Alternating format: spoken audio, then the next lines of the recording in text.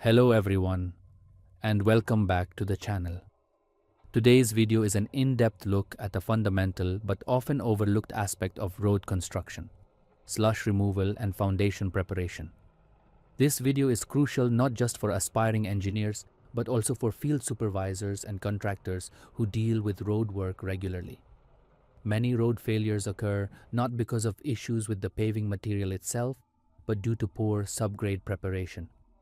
While the top layers of the road might seem fine initially, improper foundation work can lead to cracks, rutting, and settlement within months, even weeks after construction. In this video, I'll break down the entire process step by step, explaining the importance of each stage from an engineering perspective. This will give you a solid understanding of the technical challenges we face during road construction and the best practices we follow to ensure long-lasting results. The first and most crucial step is identifying the areas affected by slush. If slush is not removed properly, even the strongest asphalt cannot prevent future damage. So how do we identify slush? Water seeping through the surface. This is the first sign of slush or weak soil. Water from rain or nearby sources can accumulate, weakening the soil. Ground that sinks under pressure, like machinery or even human feet. This indicates a lack of bearing capacity, which is vital for supporting road structures. Muddy, wet soil mixed with water. You will often notice a saturated surface, especially after rainfall. Pumping action under load. This occurs when pressure causes water to push through the soil, indicating unconsolidated ground. From a civil engineering standpoint, slush has almost zero bearing capacity, which is why it must be removed before proceeding with any further work. If left untreated, the road can experience major settlement and rutting issues over time. After identifying slush areas, complete removal is mandatory. Excavation is done to remove all wet, loose, and muddy soil. Soft layers that are not strong enough to support the road, any waterlogged material that cannot be compacted effectively.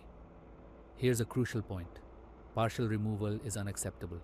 Simply drying slush or just removing the top layer will not solve the issue. Slush retains moisture, and if it is left in place, it will cause ongoing settlement, leading to road damage. From an engineering perspective, the main goal here is to ensure the subgrade is stable and has the adequate bearing capacity to support the loads the road will carry in the future. This is why full removal is essential, ensuring no weak material remains beneath the road foundation. Even after removing the slush, you might encounter unsuitable materials, such as organic soil. This includes decayed plant material, which decomposes over time and reduces the strength of the subgrade. Soft clay. While clay has some strength when dry, it can lose its cohesion when wet, causing significant settlement. Silty materials. Silts have low shear strength, especially when wet, and they contribute to uneven settlement. These materials must be removed because they are compressible under load, which means they will deform over time, weakening the road structure.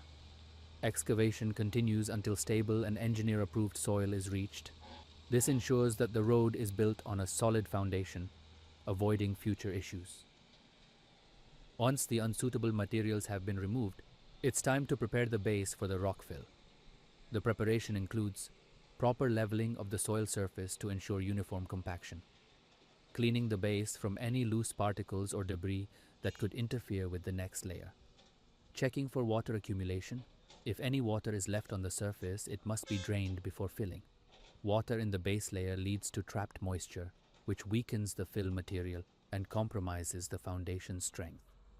This preparation is vital for proper bonding between the old subgrade and the new fill material, ensuring a strong, durable base for the road. Even after removing the slush, you might encounter unsuitable materials, such as organic soil. This includes decayed plant material, which decomposes over time and reduces the strength of the subgrade. Soft clay. While clay has some strength when dry, it can lose its cohesion when wet, causing significant settlement. Silty materials. Silts have low shear strength, especially when wet, and they contribute to uneven settlement. These materials must be removed because they are compressible under load, which means they will deform over time, weakening the road structure. Excavation continues until stable and engineer-approved soil is reached. This ensures that the road is built on a solid foundation, avoiding future issues. Once the base is ready, we start with rock filling. Here's why rock is used in road construction. It has a high load-bearing capacity, which helps distribute the weight of the road and traffic evenly across the ground.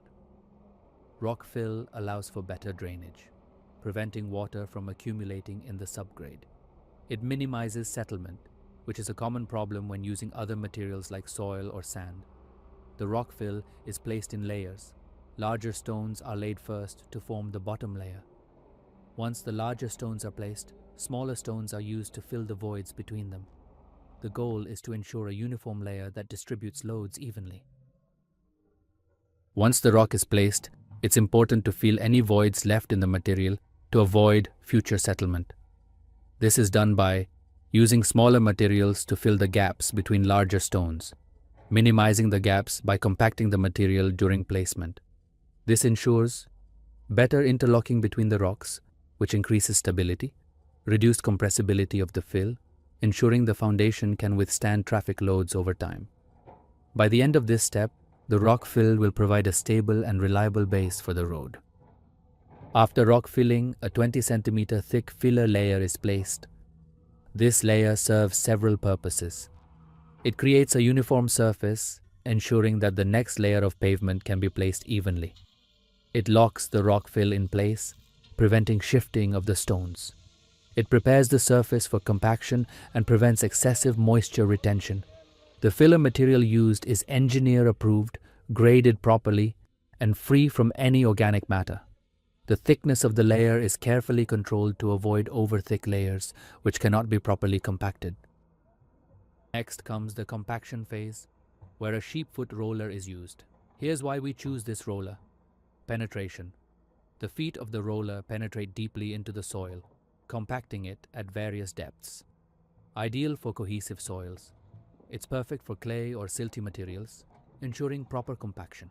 Filler material compaction. The roller pushes the filler material into the voids in the rock, increasing the stability of the base. Multiple passes of the roller are performed, ensuring the entire layer is uniformly compacted. We stop when the roller feet no longer penetrate, indicating the compaction process is complete. It's also crucial to maintain the proper moisture content during compaction. Over-wet soil loses its strength, while dry soil doesn't compact well. The ideal moisture content ensures the maximum dry density for the soil.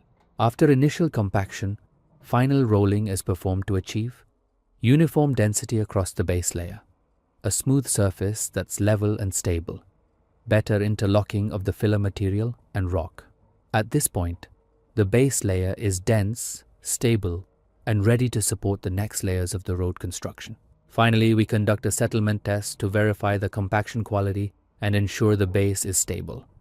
This helps us detect weak spots or areas that haven't been properly compacted, ensure the road foundation will perform well over time and under traffic loads. Thanks for watching. I hope this breakdown has helped you understand the engineering principles behind road construction better. Don't forget to like, share, and subscribe for more detailed engineering tutorials. See you in the next video.